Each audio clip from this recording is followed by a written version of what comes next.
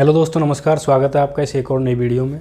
दोस्तों, आज की इस वीडियो में हम चर्चा करने वाले हैं रीट के बारे में, क्योंकि रीट की एग्ज़ाम अभी पोस्टपोन हुई थी। 4-5 फरवरी को एग्ज़ाम थी और अभी पोस्टपोन होकर ये फरवरी के लास्ट में या फिर मार्च के फर्स्ट में कह सकते हैं हम इसको, यहाँ तक ये एग्ज़ाम पहुँच गई है। तो कहने का मतलब ये हुआ कि अगर ऑल ओवर देखा जाए तो हमें 20-25 दिन का एक्स्ट्रा जो टाइम मिला है, उस टाइम को हम किस तरह से इसमें उपयोग करें, किस तरह से उसको यूटिलाइज करें कि हमें इस तैयारी को और बेहतर बना सकें। ठीक है। और दूसरा सवाल, जो इम्पोर्टेंट सवाल है जिसके लिए वीडियो बन रही है, वो सवाल ये है कि अगर कोई भी स्टूडेंट अगर अब तैयारी स्टार्ट करना चाहे, मतलब 0 लेवल से अगर वो तैयारी स्टार्ट करना चाहे, तो अब ये 2.5 महीने का जो टाइम है, यानी कि फरवरी के लास्ट तक, जब तक एग्ज़ाम होगी तब तक वो इस सिलेबस को कंप्लीट कर पाएगा क्या? यानी कि इतना सिलेबस कंप्लीट कर लेगा क्या जिससे उसका सिलेक्शन हो जाए? तो उसके लिए मैं डेफिनेटली एक बात बोलना चाहूँगा कि अगर आप अब से, यानी कि अभी से भी अगर आप तैयारी स्टार्ट करना चाहो, वो भी 0 लेवल से, तो डेफिनेटली आप सिलेक्शन की दौड़ में हो, यानी कि सिलेक्शन ले सकते हो। ऐसा मैं इसलिए बोल रहा हूँ क्योंकि आपको कुछ पॉइंटों का ध्यान रखना होगा। सबसे पहले तो मैं एक बात बता दूं कि जो भी स्टूडेंट इस तरह के जिसके मन में इस तरह के सवाल आ रहे हैं कि क्या मैं अब तैयारी कर सकूं, ठीक है, तो उसके मन में एक सवाल ये भी आ रहा होगा कि मैं ऑनलाइन कोचिंग लूं। जैसे कई कोचिंग संस्थान हैं जो ऑनलाइन कोचिंग प्रोवाइड करवाती हैं, तो वो सोच रहे हैं कि क्या मैं अब कोचिंग ऑनलाइन ख़रीद लूँ कोई ऐप से, और मैं उसको साथ साथ नोट्स बना लूँ और मैं तैयारी करूँ। तो अगर ऐसा कोई सवाल आ रहा है तो ये सवाल मैं इसको आपको बता दूं कि अब ये वो समय नहीं है जिसमें आप कोचिंग करो, ऑनलाइन हो या ऑफलाइन हो, कंटेंट तो वही है, क्लास तो वो की वही है, तो आप उनको कैसे कवर कर पाओगे? हाँ, अगर किसी एक पर्टिकुलर सब्जेक्ट की आप कोई कोचिंग लेना चाहते हो तो वो ले सकते हो आप। जैसे ज्योग्राफी आपकी समझ में नहीं आ रही तो आप ज्योग्राफी की ले सकते हो, ठीक है। मान के चलो आपको हिस्ट्री समझ में नहीं आ रही तो हिस्ट्री की ले सकते हो, साइकोलॉजी समझ में नहीं आ रही साइकोलॉजी की ले सकते हो। लेकिन अगर आप सभी सब्जेक्ट की कोचिंग लेना चाहो इस टाइम में तो वो पॉसिबल नहीं है, क्योंकि मैंने अब ये जो कोचिंग का शेड्यूल है, बदलता जो शेड्यूल है समय के साथ इतना बदल चुका है कि पहले जो कोचिंग थी वो मिनिमम 4 घंटे पढ़ाती थी, यानी कि पर डे 4 घंटे, मिनिमम टाइम 4 घंटे हुआ करता था, मैक्सिमम 6 घंटे। आप स्कूलों में भी देख लीजिए, मैक्सिमम 6 घंटे होता है। और हमारी साइकोलॉजी ये कहती है कि 6 घंटे तक ही हम मतलब किसी चीज़ को याद रख पाते हैं, मतलब उसमें बोर नहीं होते हम, इंटरेस्ट के साथ किसी भी चीज़ को हम 6 घंटे तक पढ़ सकते हैं। तो वो स्कूलों में लागू है, अब भी 6 घंटे ही चल रहे हैं स्कूल तो। लेकिन कोचिंग वाले क्या करते हैं, मान के चलो अभी 2.5 महीने हैं तो 2.5 महीने में भी आपको कोई ना कोई ऐसा कोर्स निकाल देंगे कि आप बोलेंगे कि ये 2.5 महीने में कंप्लीट हो जाएगा। 2.5 महीने में कंप्लीट नहीं होगा। अभी जो कोचिंग है ये 12-12, 13-13 घंटे कोचिंग कराती हैं, यानी कि सुबह 7 बजे से और शाम को 7-8 बजे तक 12-13 घंटे कोई कैसे तैयारी कर सकता है, कोई कैसे कोचिंग कर सकता है? लेकिन फिर भी कर रहे हैं और नतीजा ये निकल रहा है उनका कि कोचिंग कर रहे हैं और लिखते जा रहे हैं, लेकिन उनको ये पता नहीं कि मैंने शुरुआत के दिन क्या लिखा था। अब कोचिंग ख़त्म होगी उसकी 4 महीने बाद, 4 महीने बाद कोचिंग ख़त्म होगी, यानी एग्ज़ाम से 15 दिन पहले कोचिंग ख़त्म होती है। और वो एग्ज़ाम से 15 दिन पहले क्या पढ़ लेगा, क्या रिविज़न कर लेगा? तो जो फिक्स टाइम होता था पहले 4 घंटे, उसमें क्या करते थे, 4 घंटे कोचिंग करते थे, बाकी का जो टाइम है जो कोचिंग पढ़ाया उसको रिवीजन करते थे। तो ये वो टाइम नहीं है जिसमें आप कोचिंग कर सकते हो, ठीक है। अगर कोचिंग किसी एक पर्टिकुलर टॉपिक की करना चाह रहे हो तो वो एक बहुत अच्छा विकल्प है आपका, वो करिए। बाकी मैं आपसे यही बोलूँगा कि आप सेल्फ स्टडी कीजिए। तो ये थोड़ा सा मुद्दा हो गया था, मतलब एक जो क्वेश्चन आपका था कि कोचिंग वर्सेस सेल्फ स्टडी, तो इसमें मैं सेल्फ स्टडी को ज़्यादा प्रायोरिटी दूंगा। ये 2.5 महीने का जो टाइम है इसमें आप सेल्फ स्टडी कीजिए। सेल्फ स्टडी कैसे कर सकते हो आप? कोई भी आपके पास में बुक है या पुराना कोई मटेरियल है उसको उठाइए, उससे सेल्फ स्टडी कीजिए, ठीक है। या कोई आपके पास में कोई नोट्स हैं, नोट्स से पढ़िए। तो सेल्फ स्टडी का टाइम है अभी, सेल्फ स्टडी कीजिए। और सबसे बेस्ट सेल्फ स्टडी ही होती है। जितने भी सिलेक्शन होते हैं वो सेल्फ स्टडी, मतलब खुद पढ़ के लेते हैं वो। कोचिंग में भी आप जाओगे तो खुद को पढ़ना पड़ेगा, ठीक है। कोचिंग में आप लिख लोगे लेकिन बाद में पढ़ना खुद को ही है। तो शुरुआत में ही आप पढ़ लीजिए। तो ये तो होगा coaching versus self study.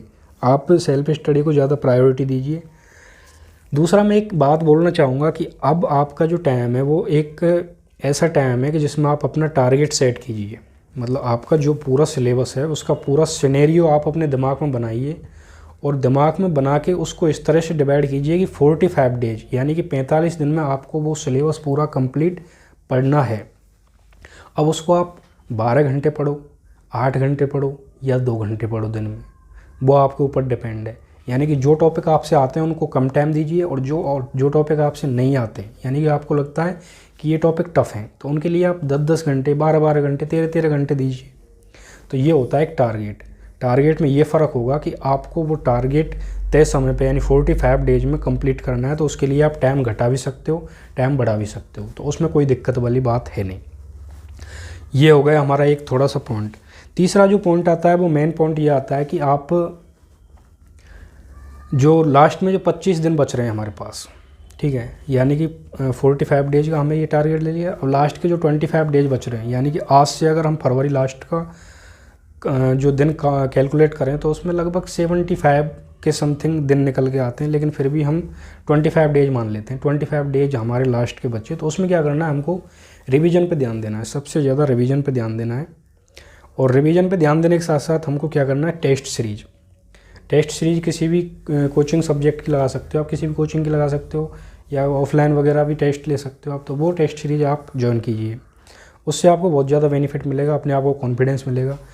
Test series में अगर आपके कम नंबर आते हैं तो उससे डीमोटिवेट नहीं होना आपको, ठीक है। आपको हमेशा पॉजिटिव वे में लेना है। अगर आपके नंबर कम आते हैं तो कोशिश ये कीजिए अगले जो टेस्ट है उसमें आपके नंबर ज़्यादा हैं। तो वो थोड़ा सा एक ये पॉइंट ज़्यादा इंपॉर्टेंट है कि आप रिवीजन पे ज़्यादा ध्यान दें। लास्ट का जो टाइम बचता है 25 डेज उसमें, और रिवीजन के साथ साथ में आप ऑब्जेक्टिव टाइप क्वेश्चन या टेस्ट सीरीज वगैरह लगा सकते हो। ऑब्जेक्टिव टाइप क्वेश्चन से आपको जो टॉपिक आपसे क्लियर नहीं होगा वो आप ऑब्जेक्टिव से कर सकते हो।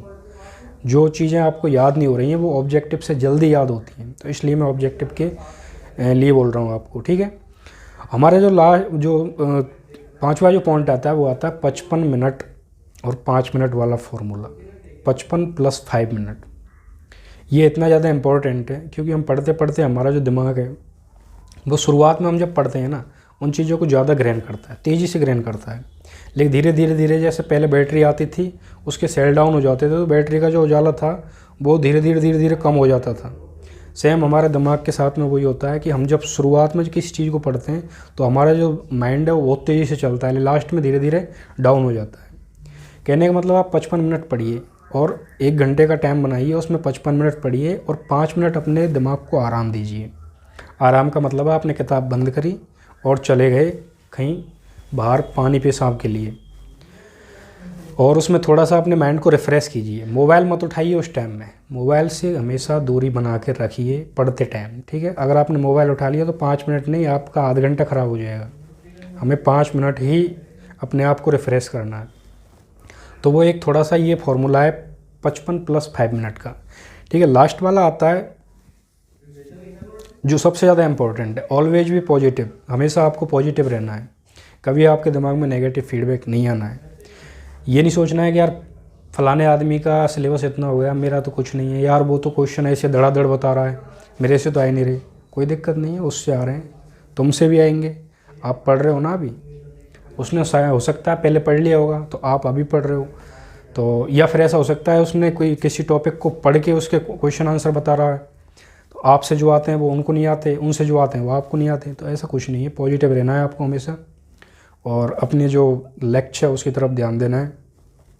उम्मीद करता हूँ दोस्तों आपको ये वीडियो पसंद आई होगी। अगर पसंद आई हो तो प्लीज़ इसे लाइक कीजिए, चैनल को सब्सक्राइब कीजिए, और अगर आपके कोई भी डाउट हैं तो उनको कमेंट कीजिए, मैं आपका कमेंट में ही आंसर देने की कोशिश करूँगा। अगर फिर भी आपके कुछ ऐसे डाउट हैं जो पर्सनली आप डिस्कस करना चाहते हो तो मेरे सोशल मीडिया अकाउंट्स हैं, उन पर आप अपना नंबर डाल दीजिए, मैं आपसे खुद कांटेक्ट करूँगा। और कोई किसी भी तरह की कोई समस्या हो तो कमेंट कीजिए, और हमेशा पॉजिटिव रहिए, मस्त रहिए। एग्ज़ाम होगी, ज़रूर होगी, और रिज़ल्ट भी आएगा उसका। लेकिन एक चीज़ याद रखिए आप कि उस रिज़ल्ट में आपका रोल नंबर ज़रूर होना चाहिए, ठीक है। तैयारी उस हिसाब से कीजिए कि उस रिज़ल्ट में आपका रोल नंबर ज़रूर हो। कई बार हम अपना टाइम इसलिए ख़राब कर देते हैं कि हमारी एग्ज़ाम पता नहीं होगी नहीं होगी, अभी डेट के बारे में थोड़ा सा वो चल रहा है डिस्कशन, तो पता नहीं डेट कब जाएगी कब नहीं जाएगी। तो हम थोड़े से क्या आलसी हैं, हमें कोई भी हिंट मिलती है तो हम उसको नेगेटिव वे में ले जाते हैं। अगर ये मौका मिल रहा है हमें तो इसका थोड़ा सा सदुपयोग करना चाहिए। तो उसके लिए थोड़ा सा आपको खुद को सजग होना है। Thank you.